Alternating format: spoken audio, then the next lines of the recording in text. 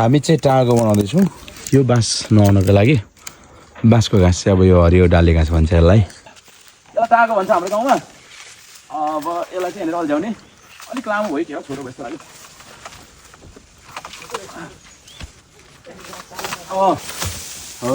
आँखा यसलाई चाहिँ ल उता ए बाँसको घाँस तानेको दादा अहिले होइन अहिले अगाएको छ सुता उता यहाँ यो गोठी हो ल यसलाई चाहिँ हामीले मलाई खुकुर दिनु दादा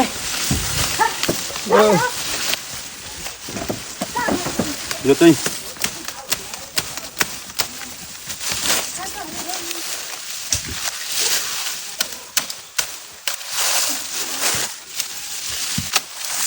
यसको घाँस सक्यो यसलाई छोडिदिएँ तिहारको अब अर्को घाँस चाहिँ छ भने अलिअलि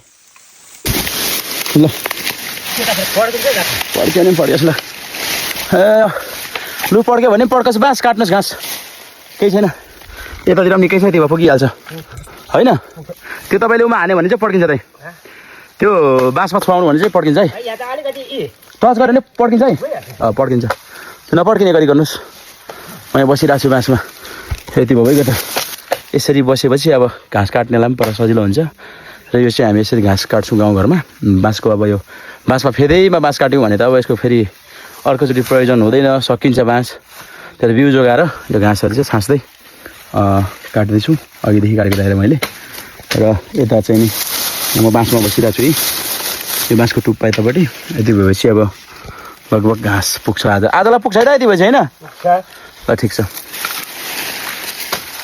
के भन्छस् हौ कान्छा के भन्छस् भन्न बाबा भन राजा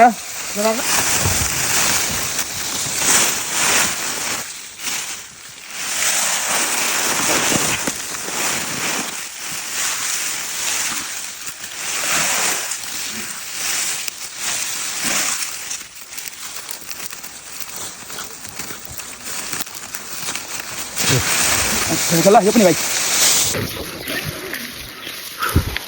गोठमा गाइस गोठमा भैँसीजीले खानुहुन्छ घाँस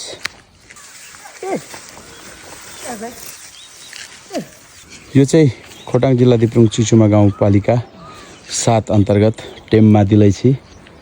क्याप्छा भन्छ यहाँ हामी पहिला खुब खेल्थ्यौँ